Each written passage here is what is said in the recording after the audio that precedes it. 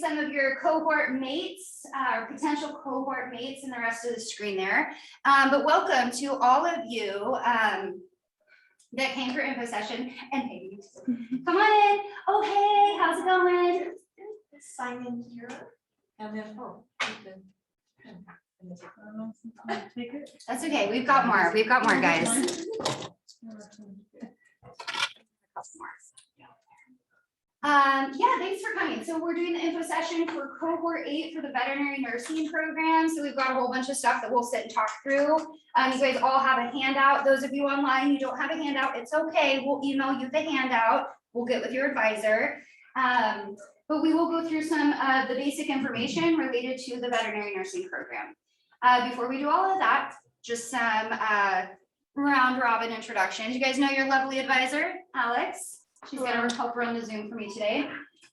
She is your go-to person for all things program entry related, right? And we'll talk a little bit more about how I'll get involved with that too, in terms of documents, paperwork, and all of that jazz. So hi, I'm Amanda Hackett. Nice to meet you guys. Thanks for coming. It's gonna thunder out there, I'm sure of it. At one point, it'll scare us all. So I'm a registered veterinary technician and the director of the program here. We, Dr. Pupkoff and myself, have been running this program for almost 6 years now. So we have lots of students under our wings and belts and love them all. We hope that you guys will become them too. So in addition to directing the program, I do teach as well. A couple of the classes that I love teaching, and you guys will get to see me next semester in all my glory, is with anatomy and physiology. It's good stuff. Love anatomy. I also teach exotic animal medicine and laboratory animal medicine. So with the rats that we did today, that's part of that class. And then one of my other standard classes that I generally always teach is emergency and critical care. That really is the foundation of my clinical experience as an RVT outside of teaching, was in emergency medicine. But I worked in general practices, I worked in humane societies, I've done a lot of volunteer work in different countries. So possibilities, as you guys will know, are endless, really. We'll go through some of those options for you guys too. And then we have Dr. Pupkoff. She is in the beautiful yellow. She is our faculty veterinarian. Do you want to say a few words? I guess I should go there where the speaker works. Yeah. Okay, so I'm Dr. Pupkoff and I have also been teaching since the beginning of the program. I teach, so let's see, for first semester, I teach ClinPath 1. That's all. That's all I'm doing. ClinPath 1. For now. I've taught Pharmaco in the past. I'm not sure what I'm teaching next semester. So anyway, but ClinPath 1, and then in later I teach nursing, I teach surgery and anesthesia, I teach ClinPath 2 and ClinPath 3. I teach large animal, and seems like there's something else. Anyway, a bunch of stuff. Okay. So pretty much what she's not teaching, I am. So anyway, so you get both of us basically every semester. We kind of have it split each semester so that I'll teach a couple, she'll teach a couple, and so you'll usually have both of us each semester. Okay. Cool. Hey Lynn, how's it going? We have our Zoom set up. If you'd like to be next, Sure. y'all, we have a super special person today. Lynn Loveland is both of our bosses. We like to think we run the show, but Lynn really runs this show. So she is the Dean of Health Sciences. Do you want to come up just a little closer? I have my working speaker over here and a couple Zoomers on if you want to just say a few words. Sure. Actually, my job is just to make their job easier. I help with all the administrative. I sort of bang the drum for increased budgets, increased faculty. So that's what I do. I do have several different programs. Some of them are located in this building. Other ones are located in the Old Town campus. And I have one at the dental campus. So I'm sort of moving around. I'm here 2 days a week, usually on Tuesdays and Wednesdays. So you will see me around. But this is one of our stellar programs. It's such a fun program. We put out great graduates, such a need in the community. So anyway, I'm excited to see all of you here today. Thank you for choosing to come and learn more about the veterinary nursing program, and I look forward to seeing you hopefully in the fall. So thank you. Thanks, Lynn. So that's who we are now. Name, favorite color. Emmy Blue. Nice. I'll only make Emmy do that. But if you get accepted into the program, I will warn you, first day, whether it be on Zoom or not, you're gonna be ready. Share your name, favorite color, favorite food. We used to do name, favorite color, how many animals you have, and that took way too long. Because we all have so many animals, right? Okay, let's go ahead and just get started. I'm gonna screen share to make sure that our Zoomers can see the document that we are sharing here. Looks happy. And I actually found my clicker. Let's see if it works for us. So we're going to go through just some of the information that you guys have in your packets here. Your packets are definitely a lot more in depth. We're going to go through some of the highlights, what you really need to know about this program, about this profession, just in general. We have lots of cute little pictures. This is one of my little dog, Chewy. She's a Chorky. She's a little situation. No, will you? Next slide, please. Okay, and actually, let's minimize our friends. Here we go. That way you can see all the cute pictures. All right, y'all, so veterinary nursing, lots of different things that we can do as veterinary nurses. Working in a clinic is probably what we all kind of think of first. So working in a hospital or clinic setting, but again, lots of different options, you know, rescues, shelters, research. Research is a big one. Animal research, who's taking care of those animals? Vet nurses, right? Animal research and clinical research even, lots of money to be made there. And not enough people who know that that's just as much in need as vet techs that are needed in clinic, right? So working with animal research, working in a lab setting. Lots of our students always interested in working in the zoo setting. Any of you guys? Some zoo peeps, okay, cool. And then of course, like Dr. P and I, teaching is something else that you can do moving into academics alongside clinical medicine or instead of. So a couple of things that we really like to outline for you guys, because at this point, no offense or anything, but like you're members of the general public, right? You're just plain people. Sorry to say it that way. But what a lot of plain people or the general public, our clients, right? Our pet owning clients don't understand some of the terminology that is used to describe people who work in veterinary practices. So who's a vet tech? A vet tech is a person who has went to school for animal technology and has a degree. So such a touchy thing, but you know I gotta do it. How many of y'all are working in a clinic right now? Awesome, awesome, awesome. We love that so much about you because it's gonna help a ton. But as it stands right now, because you're coming to this program for your education and your degree, you are not a vet tech. You are a vet assistant. And I don't mean to say that to put anybody down or to try to say one way or another, but it is very important that you understand before even starting that if you are in clinic right now, by the state of Kansas definition, you are not a vet tech until you complete this program and graduate with a degree. Okay, so what is an RVT, or in other states in Kansas we're RVTs, but they're CVTs, LVTs, AHLTs. Who are these people? Anyone who's registered, certified, licensed, has taken a licensure examination or a certification examination. And that's one of our main goals here in the program is to make sure that you can pass the licensure exam to become an RVT. Because we all want these fancy letters behind our last name, yes? Yes. It is at that point, you are not only a vet tech because you completed the program, but an RVT in the state of Kansas. Questions or comments on that? It's touchy, I know. I do like to also follow up with that. In my 15 years or so of actual working in a clinic as a vet staff member, a majority of it was as a unlicensed veterinary assistant as compared to with my license. Okay, and there's nothing wrong with that, but we want to make sure we're using the right words. Right? Anything to add on that, Doc?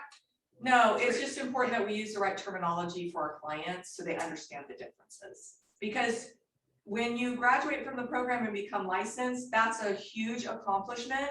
And not only do you have clinical skills, like you can place a catheter, you can pull blood, you can monitor anesthesia, but you know why you're doing it. You have the knowledge behind it, and that makes you a critical thinker that can think 3 steps ahead and make that pet even safer with whatever you're doing. So that's why we're kind of sticklers about that, because it does show that you guys have more education, you've passed this board exam, and you have the knowledge behind what you're doing technically. I don't have to teach anybody to pull blood or take or place a catheter. I can't, necessarily, they don't know why they're doing this, that, or the other. Or why they shouldn't do it that way. Right. Or what the problem might be associated with what they're doing. So that's where the education comes in the degree. Yeah, we're pretty hardcore about that. But it's because we want to instill that type of pride in you guys. So that when you do graduate and when you do pass that Whitney, you're bawling with tears first and foremost, but you know what you did to accomplish all of that and to earn that title. Okay, so opportunities as a graduate, we've had you, y'all are trying to be cohort number 8. So we've had 7, mostly successful. We're still working with cohort 7. They'll be fine, they'll succeed. But 6 for sure. Our cohort 6 graduates actually are finishing up externship these next 2 or 3 weeks, and they'll be graduating in May. With that, we've had a lot of students. One of the big things that we look at as far as our graduates go, again, goes back to that BITNI, the licensure exam. Does anybody know what the WSU Tech Vet Tech program's pass rate is, first time test takers in a 3-year average? It's on our website. And this is something that when you're looking at vet tech schools, you should be asking them, what's your BITNI pass rate? Right? If my pass rate was 15%, would you or should you come here? That means 15% of our students can pass the test. No. Nope. We have an 80% pass rate of first-time test takers with the BITNI. But it's hard, and that licensure exam is hard. But we do a lot of work to make sure that you guys are successful so that you can take advantage of all the opportunities that our graduates have.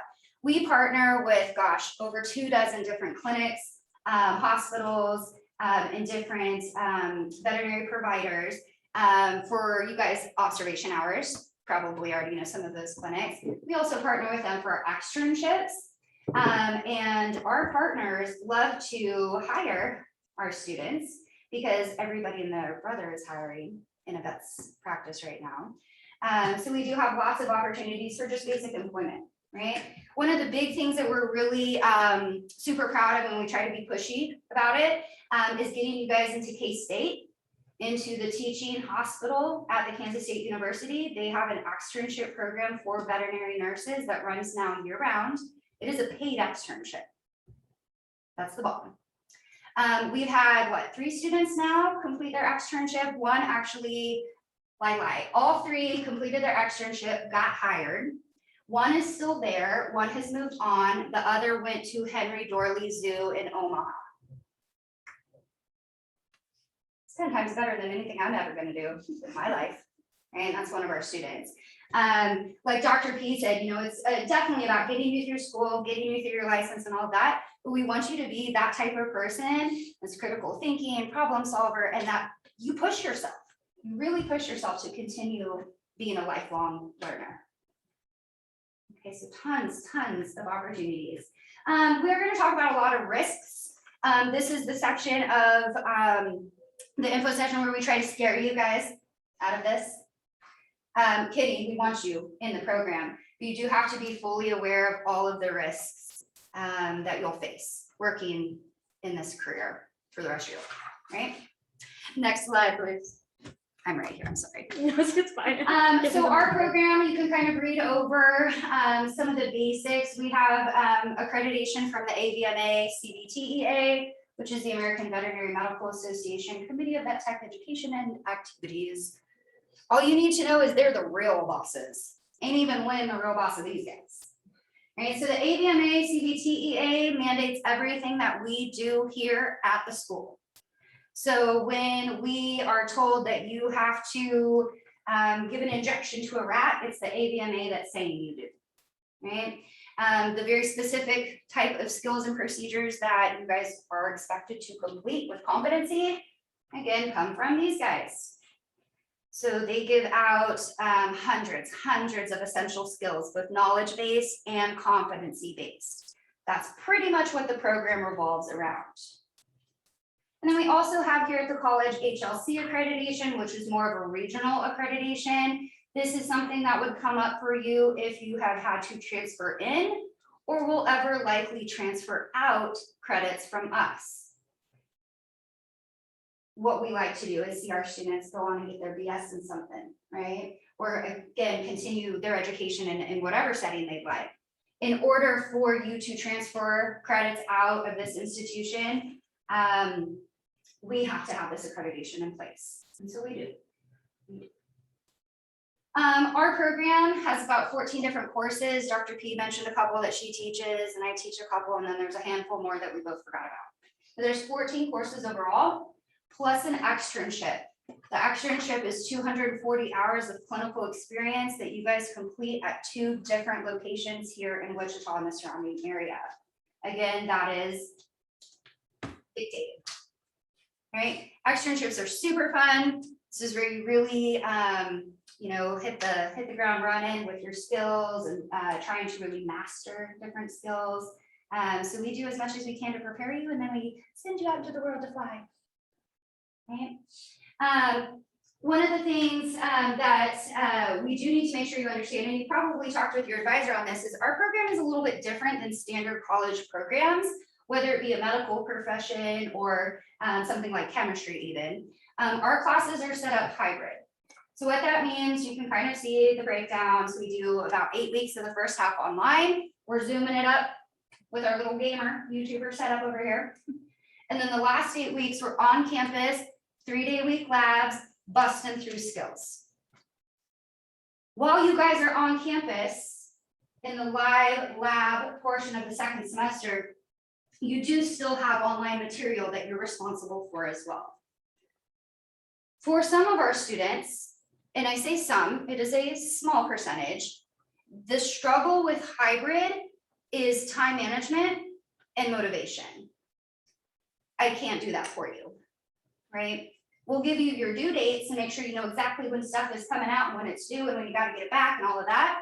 But it's up to you on a Tuesday night instead of watching whatever it is to make sure that you're ready for Zoom on Wednesday, or that you've gotten everything turned in before class on Wednesday, or whatever it might be, right? What would you add to that, Doc? Yeah, that's the biggest thing, is time management. So if you struggle with that, we strongly encourage you to work on that now. Maybe even writing down a schedule, getting a day planner, putting it in your phone, whatever works for you. But that is something that we stress from the beginning, because that's where most people stumble. Because if you don't keep up with the stuff, and everything's cumulative throughout the entire program, if you don't keep up with it, you're gonna drown and you'll end up, failing the course. So. Yeah, and with that, I guess we forgot our no party rules. Right. If you get into this program, be prepared for the next 1.5 years, no life, no social life. Sorry, Lynn, we say that. No going out on the weekends. You got stuff you gotta do. You got classes you gotta prep for. You got chapters you gotta read. You gotta. There's no. So some of our students joke, there is no life outside of vet tech. That is true. Vet tech is life. Vet tech is life. I have a question. Yes, please. What would you say is like a fair amount of time to dedicate to it per week? It completely depends on if you have any background experience or not. My answer completely varies. And this is another reason that you should do everything in your power, if possible, to get into a clinic, especially when you're accepted. You want to try to be in clinic, because this is a hybrid program, because it is condensed in 3 semesters, because it is medical, professional. We didn't even have to talk about why this is 10 times harder than human nursing. You guys know we have a couple of nursing programs, right, for humans?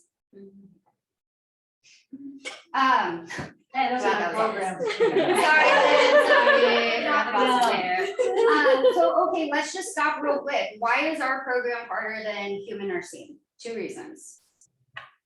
We have to learn about every single species on the earth. All the animals. They only have to learn about 1 animal. And I'm not trying to knock them, because nursing's hard as heck too. But now you'll maybe understand why this is a little bit more. And then what's the second reason? You do dental as well. We do, absolutely. Our patients don't tell us what's wrong. They don't come in verbalizing anything, right? It's part of our job in assisting the veterinarian and helping to figure out what's going on, right? So that the doctor can get the diagnosis and we can help provide treatment. So yeah, no life, but vet tech life. And here's the thing, that is something that you need to recognize in yourself. Anybody have a medical or professional, let's just keep it medical degrees? Medical degrees. Okay, and that's, I just asked because if you had, you would know what it takes to really be successful, right?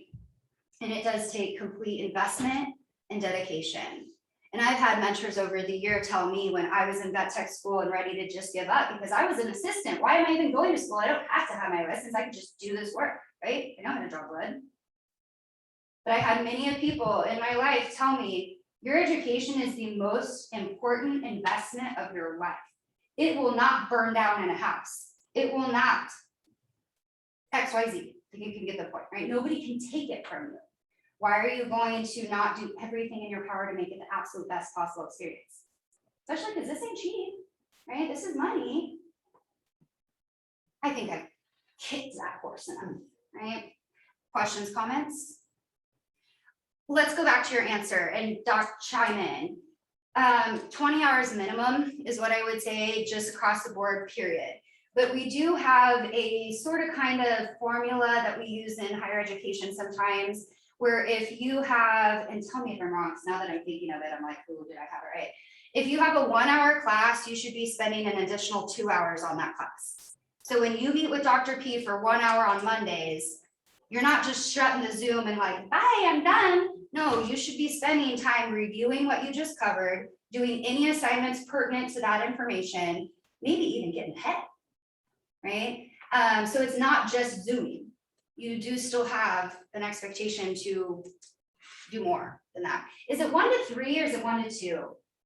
It depends, but it's in Yeah. that general Yeah. ballpark. I'm good I always with do 1 1 to to 2. 3, but like, Yeah. It is. it's your program. I don't know. You know, I would say we do, even with the Zoom stuff, Dr. P and I feel really comfortable in being as engaging as we can be. Now, there are just some topics out there, y'all, that we try, and it's just gonna be boring and there's nothing we can do about it. We're just gonna have to get through it together and see each other on the other side, right? But we really do try to make it as interesting to learn about, especially when we're Zooming, because it's different, right? But yeah, you know, it's still, the end of the day, you have to put an amount of work in as well. And it will be less if you have background or working experience. And if you want to talk with me later about information on who's hiring, everyone is, but I could give you specific details if you're into that. Next slide, please. And I will say, if you work ahead, then you can go ahead and go to brunch on Sunday. Just to have a little bit of a life, okay? Maybe. But that's a time management thing, right? You work ahead so you have that free minute. Yeah, if you prepare ahead of time, like if you've read the material before the Zoom or before the lab and you have a general idea of what we're going to be talking about and stuff, then when we go over it, that's the second time you've heard it and that's reinforced. This is the biggest struggle that our students have with the hybrid format is they don't come to the Zooms, they just expect us to tell them everything. Well, we have less than 2 hours on a Zoom, okay, for the whole week of information. So That's not gonna happen. We hit the high points. But if you know what we're talking about ahead of time and you have basic understanding, then when we say things, you can just fill in your notes, kind of highlight what we said, you need to know this, that kind of thing. So I cannot stress that enough, that you come read ahead. Don't always be behind what we're doing. It will make it so much easier. I swear it will. I wouldn't mind. And even if you read it and you're like, I have no idea what this means, still read it, because that's when she'll clarify on the Zoom what all that craziness meant. But if it's the very first time that she's saying the word and you're hearing the word or seeing the word, it does take a little bit longer. And I would implore you, and we'll say this again at orientation, please put trust in us. We have been doing this for a while. We know what works, not just to make you guys pass your exam, but to make sure that you're good working employees out there, right? Who know your stuff. But you have to have that motivation in yourself.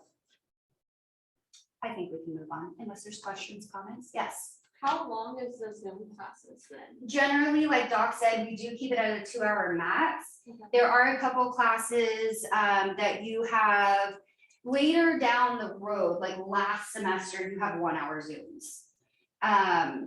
But for the most part, 2 hours, and whether that's once or twice a week is dependent upon the course schedule. Can show you that. You, I think, were first. Let me come back to you. Yes. So how many classes are we gonna be taking every semester? First semester 4, second semester 5, third semester 6. 12 to 14 credit hours. So you're full-time. It's a full That's load. a follow-up question. So is it the hybrid schedule for each semester? So Every each single one. semester we do like the 8 weeks first and then. And when you guys get accepted, we at orientation will give you you have the schedule, like through Blackboard and the computer. But we do give you a handout of exactly what we're doing when, and when what needs to be where. Good question. As you guys can see, I'm not gonna read these to you, but you can look at our program goals. These are the outcomes that we have in our box of we have to do this or we're failing you.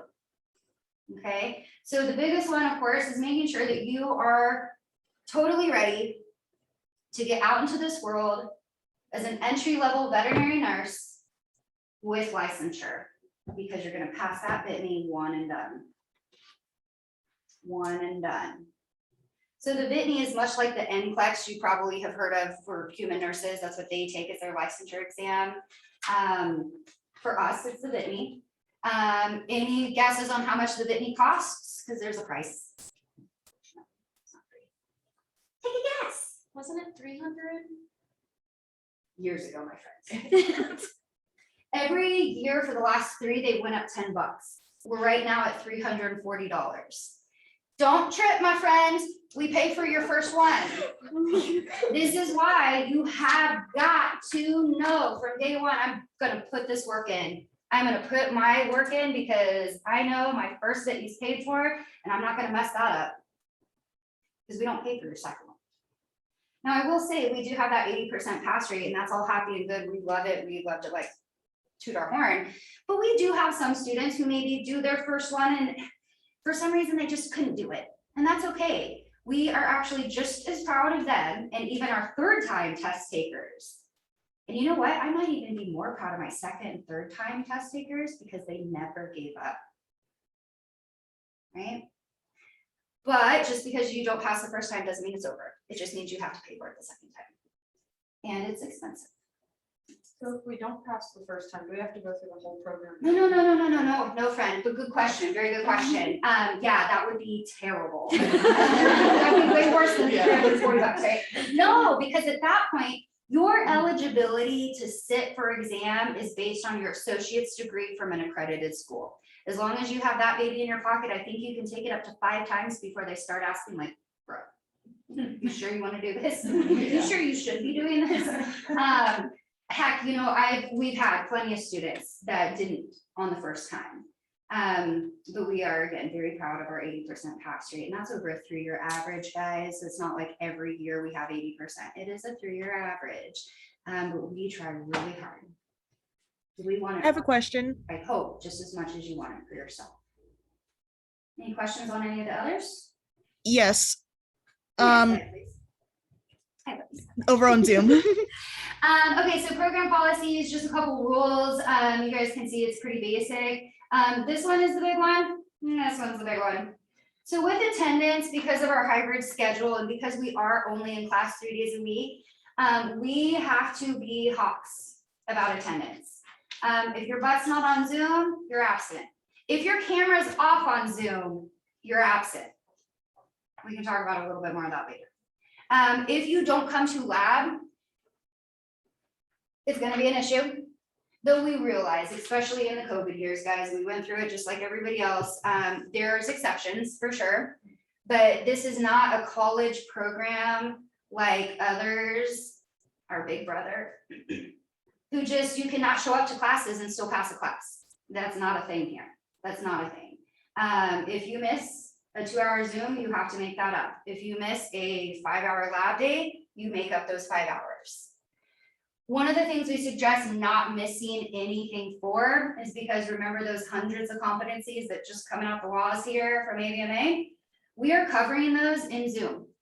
The knowledge-based didactic skills, like can you explain to me the difference between vitamin A and vitamin E?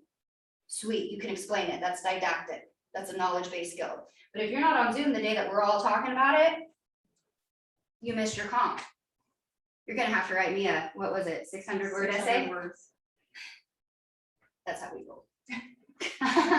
That's, with specific cases, but more seriously, if you have a situation where we're in surgery lab, we're doing a dog spay and your card isn't working for some reason and you can't come to lab. You're missing a dog spay, you're not gonna pass the class. I can't just go get another dog to spay because we have USDA protocols that we follow that tell us about what we can do with animals and what we cannot do.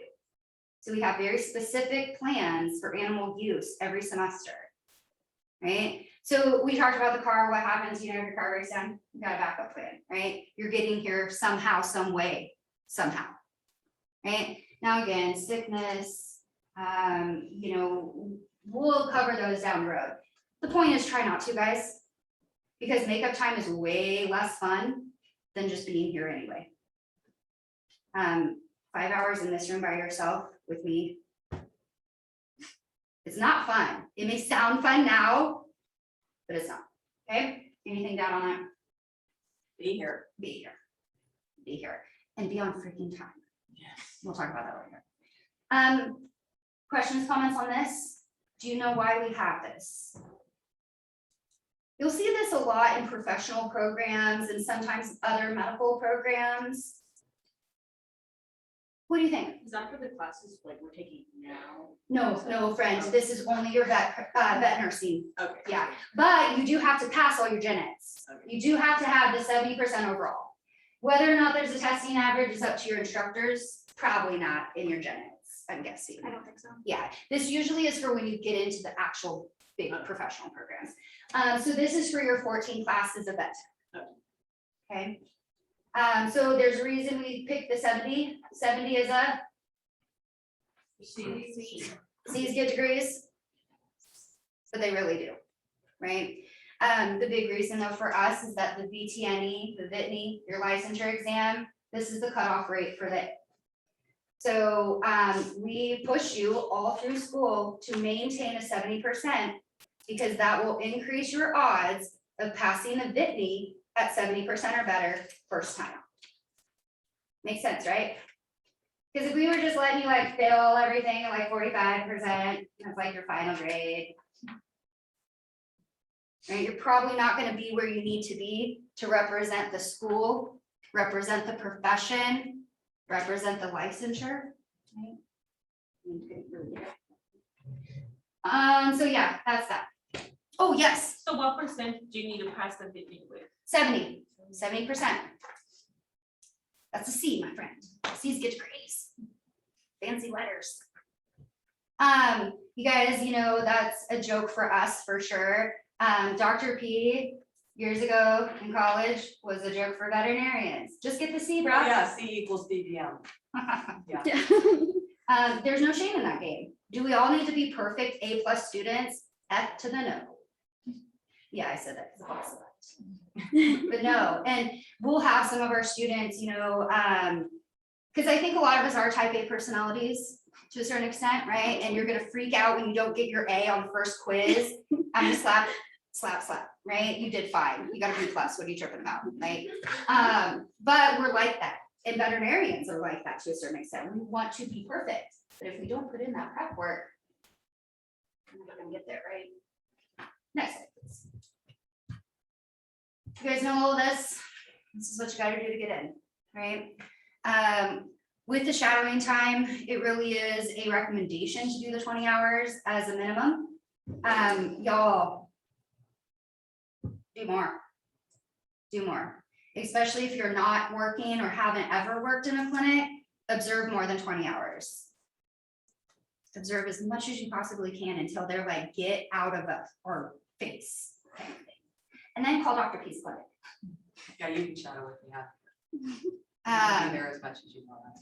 It's all about as much background and exposure you can give yourself before coming into the program will be beneficial, for sure. Now, I realize it's only observation, it's only shadowing, you're not actually doing. But if you show that kind of determination and perseverance, chances are when they have an opening, they're gonna be like, Gabs, let's hire you. You're already here anyway, we might as well pay you. Yes, So I saw here that you have to take a test, like a placement test. yeah. If you completed the general education, like. You do not courses, have you to don't do have that. And that is something that you maybe have noted too on your little handouts, the placement test. If you have your gen ed requirements, you do not take that. For the most part, that's for our students who come in, I don't know, fresh as the day they were born, without anything. And we're like, okay, well, we don't know what math class to put you in because you've never taken any math classes, so let's give you a placement test kind of thing, but you should be good. For the most part, all of y'all should be good. If you're in here, you're good. You don't need to take your placement test. Otherwise, we got issues. We're talking long-term issues. So gen eds, Denise. oh my gosh, I'm so You're sorry. fine. Right. So what if you take the courses at another university and they don't transfer? Then you do have to take them here. Yeah. Yeah. That is something we can definitely look on the side for you. Okay. It Did you take really- your math and English with us? Yeah. Okay, I yeah. took it then- with friends. Oh, okay. You're graduating in May, right? Aren't you graduating in May? From friends? Uh-huh. No. Oh, no. I'm just doing my gen ed. Oh, okay. Okay. Yeah. Well, yeah, as soon as you finish whatever classes, just make sure we get a transcript sent over. Sometimes what happens is maybe your transcript hasn't been officially approved before first day in August, but we work with you. We're not gonna be like, no, you can't, because it's sitting up there in the registrar's office. And most gen eds transfer, especially within the state of Kansas, if that's where your friends went, it's like not a problem. And then of course, the essay, there is a rubric for, the rubric is how we grade them. This is something you can get from Alex. It really is pretty basic. Why do you want to do this? Why do you want to work with animals? You know, what we kind of look for is, yeah, we all love animals, right? That's a given. But there's more than that. And what we're looking at in the essay is that more piece. Because this is not just working with animals, this is science, right? This is medicine. Yeah, So if I just write like about all the experience, I've had a lot of experience. Cool. So if I write about all that, then that'd be good, and I'll say why I love animals and stuff. yeah, definitely. So- What I want though, when I sit down to read these is to like see into your soul. Oh, I can do Right. that. But I have, you know, we have students sometimes, whether or not it's on their essay or not, that they'll say, well, you know, I want to do this because I really love animals. But I'm really shy or I don't like people. Okay, don't put that in your essay. I will throw it straight in the trash. Because this is a people industry, really. I would venture to say half and halfsies. Yeah, because the animals don't walk in on their own. Exactly. Yeah. You have to be a sort of kind of decent person or be able to fake it. Right, and deal with people, right? Maybe that's the faking part. It's hard. And as much as we try, it's something that kind of just comes, right? We do try to teach you like soft skills, that kind of thing, but just learning how to deal with people, that's sometimes the hard part. And a client who's crying, with no money and you're not able to help. I mean, how do you deal with that versus a different type, right? So really speak to more than just I like animals, because that's not gonna be enough for me. Okay, y'all write great essays for the most part, content is good. Do please check the rubric before you submit it. Also, it would be a good recommendation to have somebody other than yourself read it. Because it sounds good to you and your laptop, but when mom or grandma or Aunt Susan reads it and she's like, whoa, where's all the comments, or where's the punctuation, or where's the paragraphs? Because an essay is not just one big chunk, right? It's multiple things. Please feel free to utilize the college resources, not just Alex, but we also have a library full of tutors who love to do this kind of stuff. Like seriously, they love They love it. to They do get this kind of really stuff. excited when you come in. Please do that first before sending it to me or before sending it to Alex to have me read. Okay, yeah. Would it be okay if I give it to a former comp teacher to look at? Oh, bless, Okay. yes. I graduated from Cali. Totes. Yes. Yeah, absolutely, absolutely. Yep, definitely. Any other questions on this stuff? It needs to be 2 pages, right? Front and back, so 1,200 words, I believe we say. Oh, I just say 2 pages, so. 1,200 words is about 2 pages. Yeah, front and back. Full, right? So not front and like 2 lines on the back. That's not front and back. But do double check with the rubric, right? The rubric tells you that it needs to do this, this, and this. It needs to have good grammar, good punctuation, all of that kind of stuff. And I have more rubrics Okay. and observation hour sheets if you guys need them, or you can also email me or Amanda and we'll send them to you. Awesome, yeah, excellent. All right, so what we're doing is accepting 24 students for the fall cohort. Of course, you guys have until the end of May to turn in your documentation for program acceptance. So this is your essay, your observation hours, right? At that point, we combine everything. We'll pick the top 24 students based on the grades from the essay rubric, right? So that's pretty much who determines who gets in where. That's why, again, it's so very important to not be blasé on your essay, right? Really pull it out. Pull out the big guns, okay? Notification will be about first, maybe second week of June. I call either way. So if you get in, I call and I say, congrats, come pick up your packet. If you don't get in, I say, hey, it's cool, let's try again next year, right? One of the things with notification, and this is on your packet handout, you have got to make sure your contact information is up to date, okay? So maybe double check your student profile and make sure the phone number that we have for you is your correct phone number. We didn't accidentally flip the 316, okay? Make sure that the email that you have is the one that you actually check on a weekly basis, if not daily. Okay, because that's how I will make notifications first by phone. I really try not to email if I can. So do make sure all your information is as up to date as possible, okay? Then you guys, if you have turned everything in, be expecting a phone call, one way or another, okay? Orientation then, end of July, we come back in this room, everybody who's been accepted, and we have a party. Actually, we talk more rules, policies, paperwork, documentation. And tests. All right, and then classes start August 15th. You guys are on a Monday, Wednesday, Friday schedule. I believe the 15th is first day, and it's next week after that's Labor Day, the Monday. It's actually August 22nd. Whatever it is. Oh, that calendar, it's gonna kill me, it's gonna kill me. I could kill the calendar.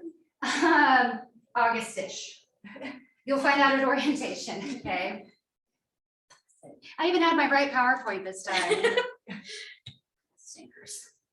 Okay, a couple things that if you are accepted in a program, you will have to get these, we do get them now. Be thinking of them now, right? So requirements, watch, seriously guys, $8 Walmart. Don't need anything fancy, but it does have to have a second hand. It does have to have a second hand. I have mine as a digital, Dr. Pease has hers as a Analog. analog, Great, thank great. you. It is kind of your preference, but you have to be able to tell time in seconds when we're doing our vitals, like heart rate, respiratory rate, that kind of thing. This is if you don't have a watch on when we come to live animal lab, you don't come to lab. $8. Right? Boots for large animal class, large animal second semester, so it's not something, you know, even if you get accepted in August, you're not gonna need these in August, but put them on your Christmas list. Because you will need a pair of boots for going out to work with horses and going out to work with cattle, which we do. They need to be leather, ideally. They need to be strong, sturdy. Rain boots, as cute as heck as they are not acceptable. Okay. Hiking boots, a lot of our students like the hiking boots. That's fine too. I mean, often they are nice, leather, sturdy. Okay. Same with coveralls. You do have to have a pair of coveralls. It is really just a second pair of clothes for us. But I will say our large animal class, again, is in the springtime and it's cold. It's cold end of February, 1st of March, mid-April, even the last week when we went out and it was windy as heck. So you want to have coveralls for personal protection, right, as a second layer of clothes, but also as a way to stay warm when we're standing out in the wind in the middle of somebody's field. I personally like the overall bib type because then you can kind of layer. If you want to get full suit, that's fine. In fact, please do. That'll make our weather be better because they'll be like so bundled and warm that we won't need it. And that'll make the sun shine. Don't spend a lot of money though, guys. You don't need to go to Tractor Supply and spend $80 on a brand new pair. Go to Goodwill first, see if you can find a pair of Goodwill, or ask Uncle Bob. Can I borrow it? Right, because it's just for a couple days, right? But I will say, if this is something like you're gonna maybe work with cattle only, that's your dream of life, you might go ahead and like invest in like some good stuff, right? And then a cheap calculator. We do not let you use your cell phones as calculators, nor do many of your clinics. So you do want to have a decent calculator. By decent, I mean Dollar Tree. Okay, doesn't need to be fancy. It doesn't need to be a TI 800. Okay, just a cheapie. But you do have to have it on you when we are in lab. Okay, so make sure it fits in your scrub pocket, kind of thing. Okay, questions, comments? Before we move on from this slide though, because I can't honestly remember where I stuck it in last time. There is another requirement for acceptance. You guys have all been notified about this. As of January 1st, 2022, AVMA CBTEA mandates our students are rabies vaccinated, period. This is something that has been coming for a while for veterinary professionals of our level. Veterinarians, since the beginning of time, have to be rabies vaccinated. Before Doc was going to school for veterinary medicine, she had to be vaccinated. So we, as nurses, are a little bit behind the times as compared to the doctors, but we are getting on board with this. This is something that we do look at as a good thing. Because if you are rabies vaccinated, one, hopefully you won't die from rabies. Rabies is still a fatal disease. And for us, in the educational setting, and especially the externship educational setting, we cannot guarantee that the animals you're working with are rabies vaccinated. So it makes most sense for you to be, as a mammal, vaccinated for rabies. Okay. Have any of you guys, that wasn't a shock, y'all knew, you had a clue, right? Have any of you guys done any background work on this for yourself? And you don't have to tell me personal specifics, but if you have not, now's the time. Even if you don't know that you're getting in, you should probably check, okay? So that when you get in, and it's mid-June, you know exactly that you're gonna call Walgreens and make the appointment. Because you have to be fully vaccinated with the 3-set series before we touch live animals October-ish. okay? Where can you go to get the rabies vaccine? Don't say Walgreens, because I made that up. Your doctor, maybe, but maybe not. Some doctors won't even look at it, touch it, think about it. So you have to call your doctor, because I can't say, I have no clue. Your personal physician will say yes or no, they can or cannot, and, or they might have a colleague that they know down the street and so can do it. For the majority of our students, because how much is it? $897 for three vaccines total, $897. I'm sorry, guys, it's not fun for me either, but this is a life or death type thing. And this is you can't get into the program or finish the program, I should say. You can get in all day long, but I can't send you to externship if you're not vaccinated. Well, and you can't go in the lab period. You can't go in the lab, I can't let you touch any animals, so you can get in, you just will never finish. So it's 3 shots, 3-shot series, 2 weeks apart, shot, 2 weeks, shot, 2 weeks, shot. $897 cost.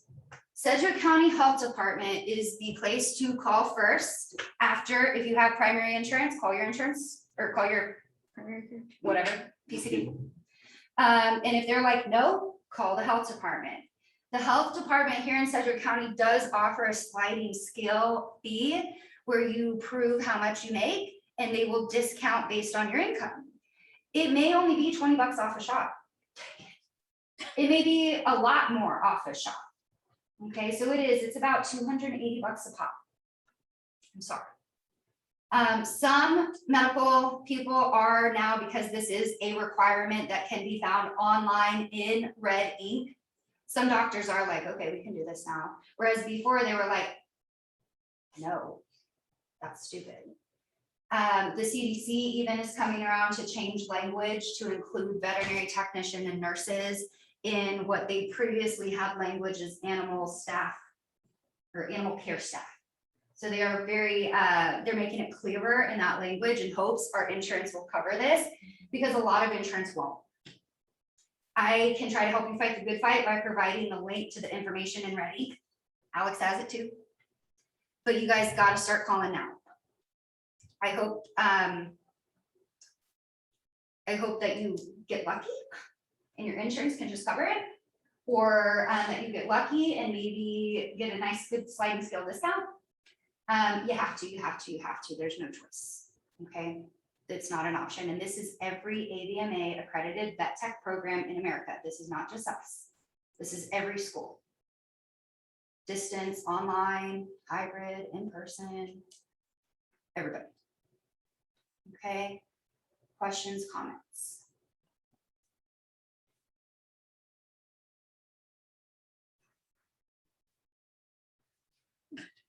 Sorry, guys, it's a big thing. It's a big thing, and unfortunately, you guys are the first cohort being mandated from the beginning. Okay. If you have any other questions that you want to talk about personally, you can definitely email me or Alex. I will say though, there is no exemption for this. Religious, medical, otherwise. If you can't do it, you just won't be in this program. Or likely any program. Sorry. Next slide, please. We're almost done here, guys. We're getting there. So online expectations, and we talk a lot more about these when you guys get into the program, because you're like totally gonna be doing this. With online expectations, you have to have good internet.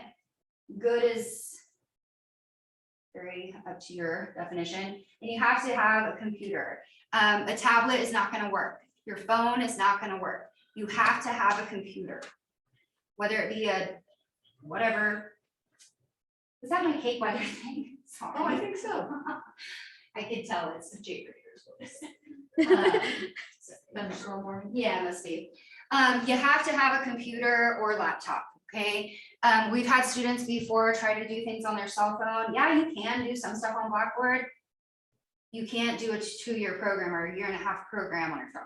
Okay, it's just not gonna happen, especially when it's hybrid, right? I will tell you though, as far as the computer goes, if you're like kind of on the fence, like, I don't know if I have enough money to get a new one. I don't know if my crappy old one is gonna get me through. reach out to someone here at the college, either myself or Alex. We can put you in touch with our department that loans computers. We also have the potential to loan hotspots for the semester. So if you're like me and live in the middle of nowhere and your internet is super spotty, you might think of a backup hotspot or backup internet device. Okay, you would rather be overly prepared than not be able to log into Zoom and now shoot, you're 5 hours into makeup time and dang it, right?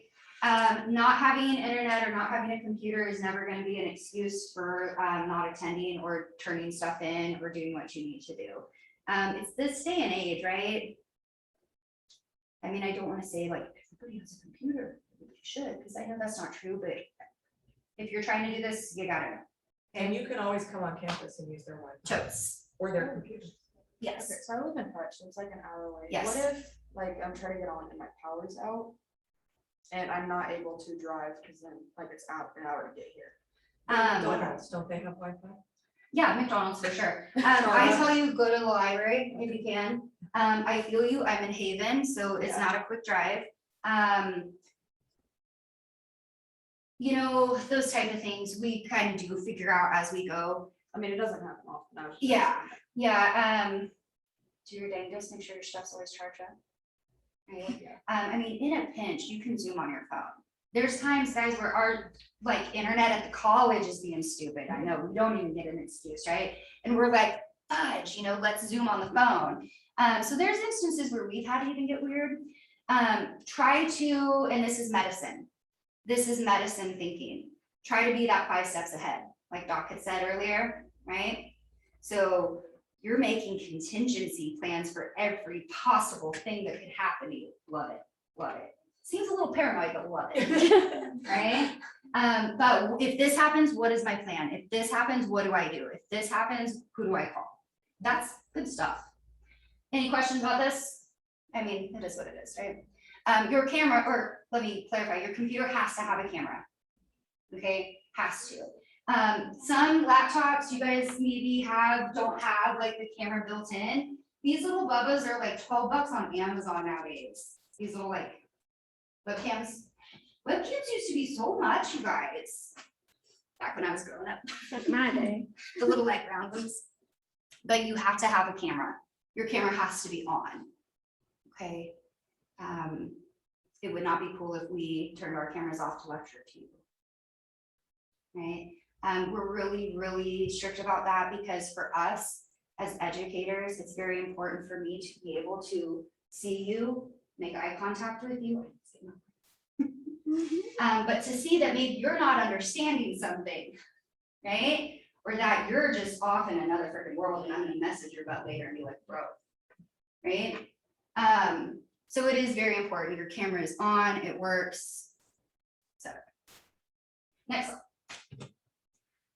Okay, risks, all the danger zone and the reasons you don't want to do this. So you probably could have guessed, big thing is animals.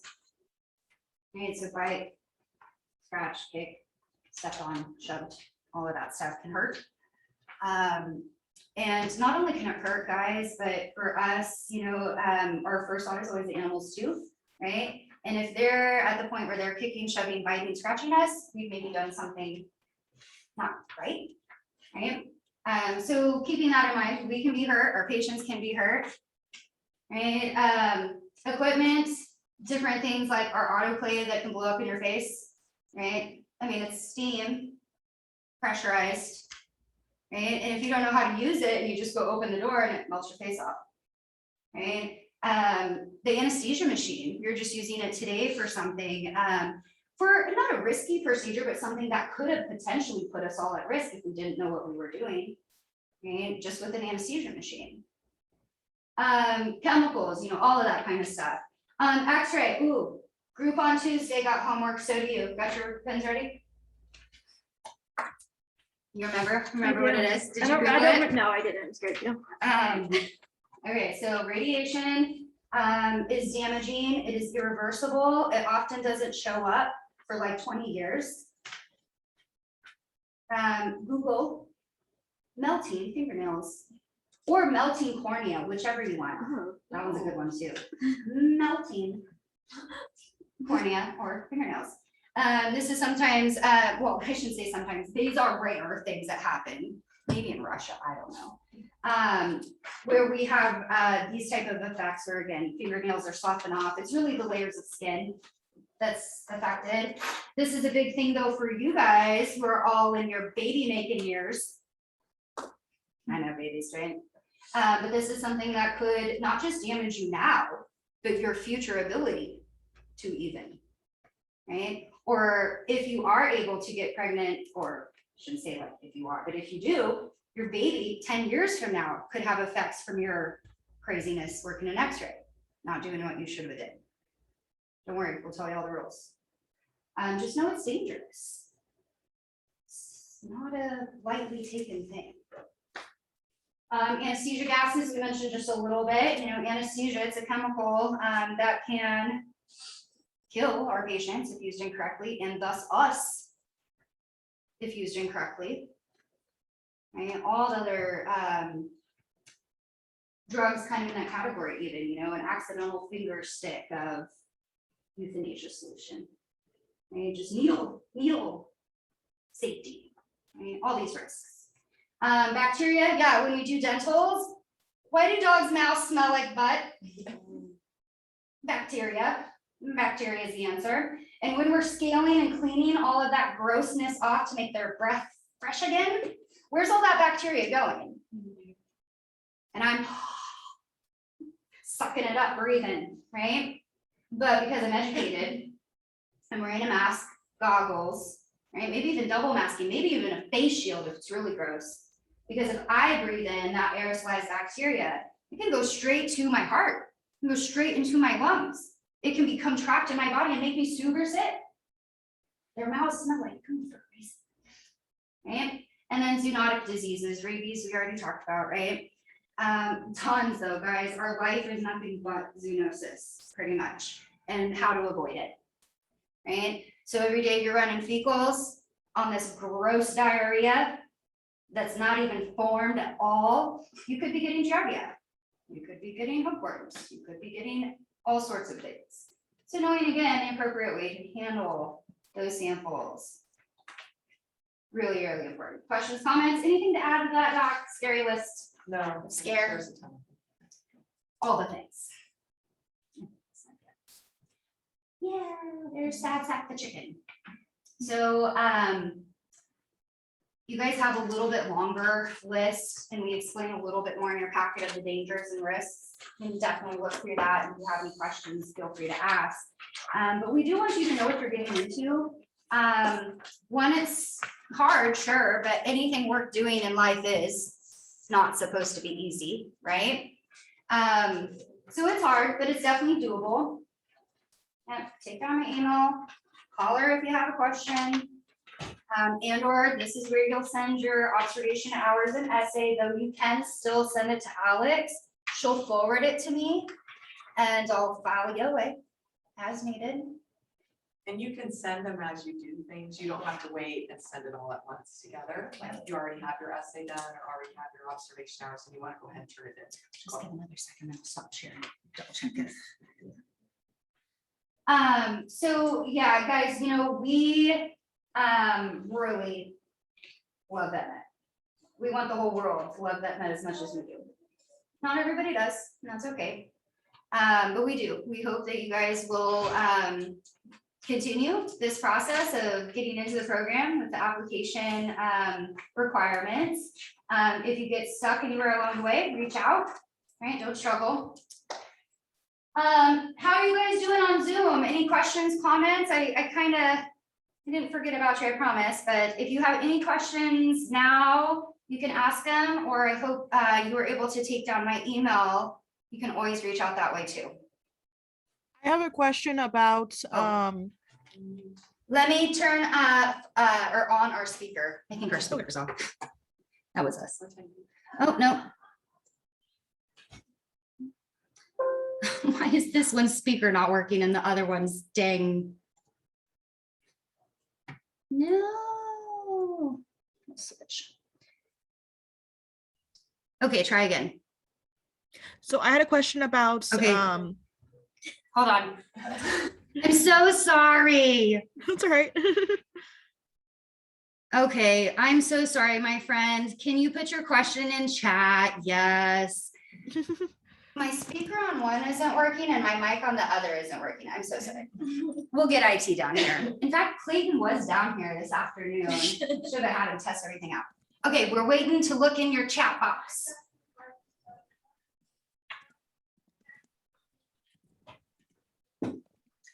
Those of you guys that have taken classes maybe here or at Cali or wherever, any familiarity with Zoom? A little bit. It's kind of the world these days, right? Oh yeah, okay, scrubs, yeah, so that'll be down the road.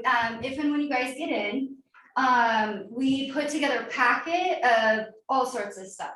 And when I call you and say, hey, you got in, come get your packet will have all the information about how to order your scrubs, where to go for books, what books you need, all of that jazz. But yeah, you can use financial aid to buy scrubs. You can buy them out of pocket. Our scrubs are gunmetal gray. If you care. Some people care, like, what our scrubs are. You guys are good. They look good. They're better than teal, the old teal we had. I don't know. Oh, yeah, teal that's was fine. weird. But yeah, we will let you know more about that kind of stuff when we do actual acceptance of our 24 pack. Yeah, Can we use like scrubs from our work? no. If they're gray pants, yes. The idea though with our scrubs is that you are wearing the WSU Tech veterinary nursing student logo. And not only is that good for us here because we know that you're actually a student who's meant to be on this campus. And not some random weirdo. So like these gray pants. Those would work. Fine. Yeah, those would work. So if you, student asks, you know, if we have gray pants, is that cool? Yeah, totes. I'm not trying to make you go spend money you don't need to spend. You will have to buy your tops and jackets. Well, jackets, 2 tops, jackets. Says yours, that text you. It's fancy, super fancy. Yes. So does it have to be all gray or can you use like black pants? You know, a lot of our students do black. I'm okay with it. I think it looks okay. Now, if you did purple with a gray top, I mean, I'm all about mix and match and my socks are different colors right now, but we do want you to look nice and professional on campus too. Good questions. What else? you guys? Oh, yeah. I think your husband. Oh, it's yes. like on. Oh my God, you guys, where would I be?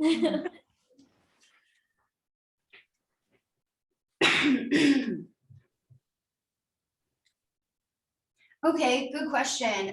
Okay, and I'm guessing you guys can all see that, right? Yeah. So if you don't pass the Whitney, well, I guess let me back it up here. One of the classes that we do in last semester is called seminar, and it's Seminar Whitney Prep. So this is one of those 1 hour, once a week classes where we do nothing but questions from the Whitney Prep, from tons of different resources. We also purchase for our students what's called the HESI Predictor Exam. You guys have maybe heard of the HESI, it's a thing, okay. So the Predictor Exam is something you will take on your very last day of the program as a student of the vet nursing program, and it's a fake Whitney. The fake Whitney is gonna be like, you suck at anatomy, but you're awesome at pharmacology.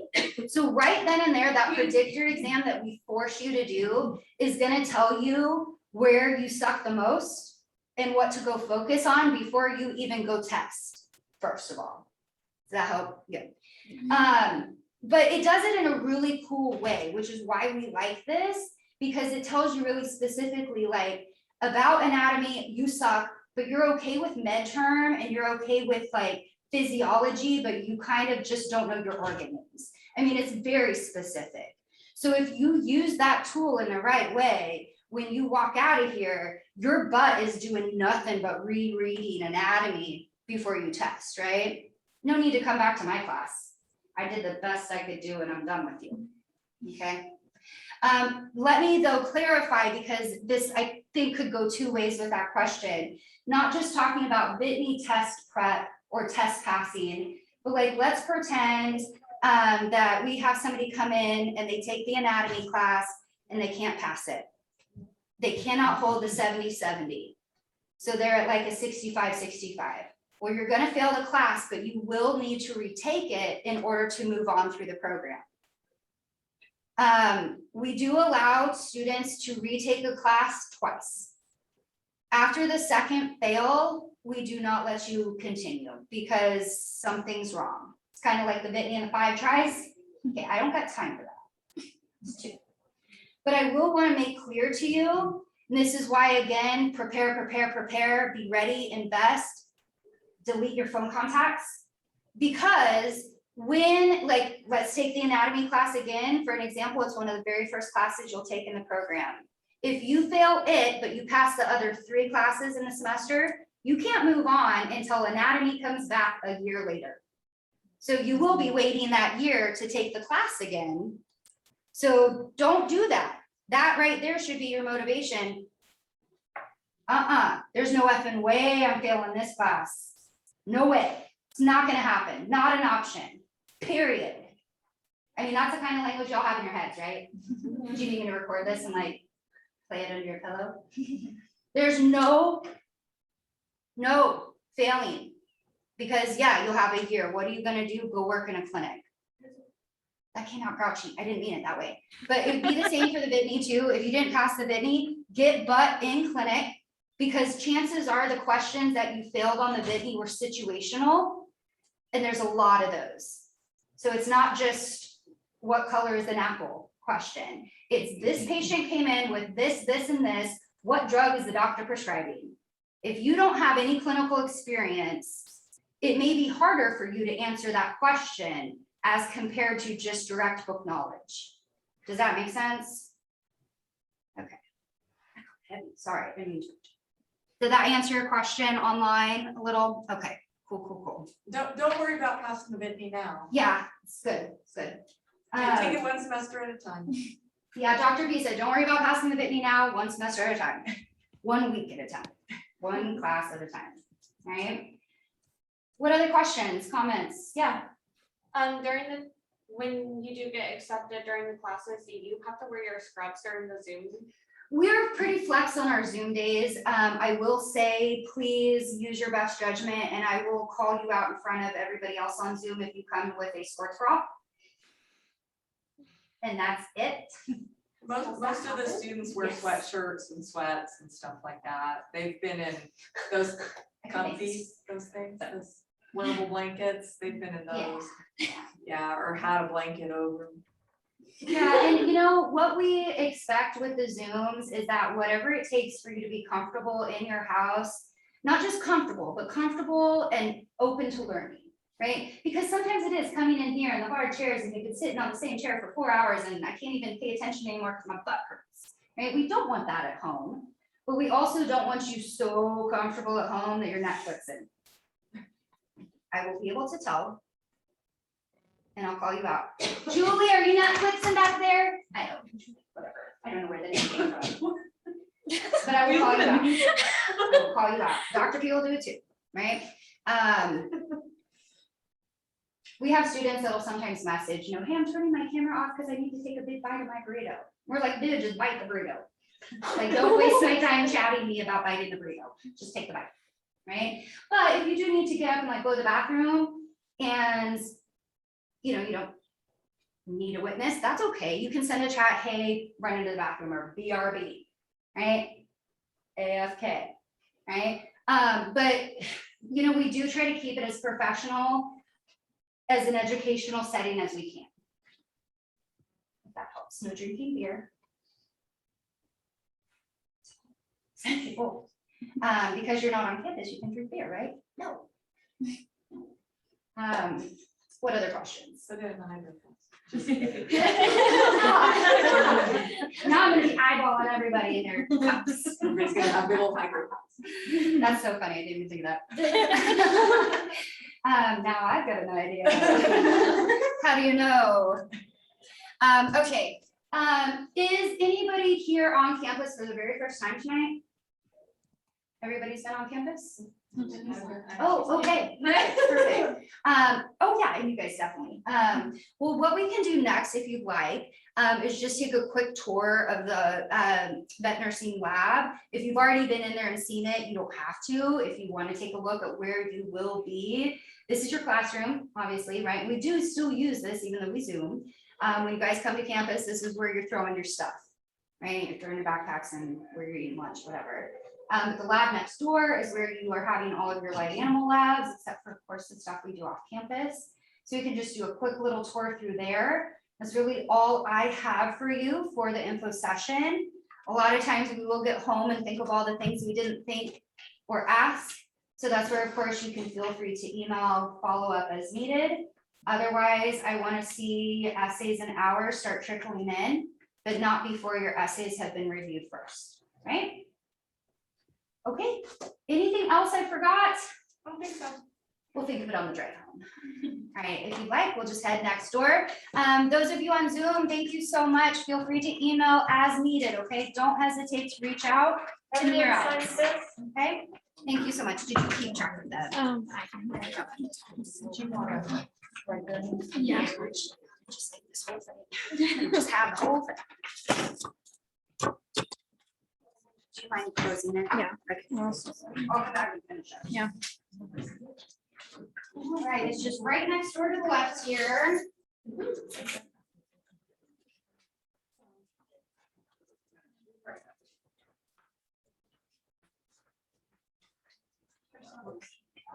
Oh, yeah. Oh, Stephanie. What is up? Hey, how are you? Ask you some questions about, Yes. so I have like a background tonight. Yeah. I don't like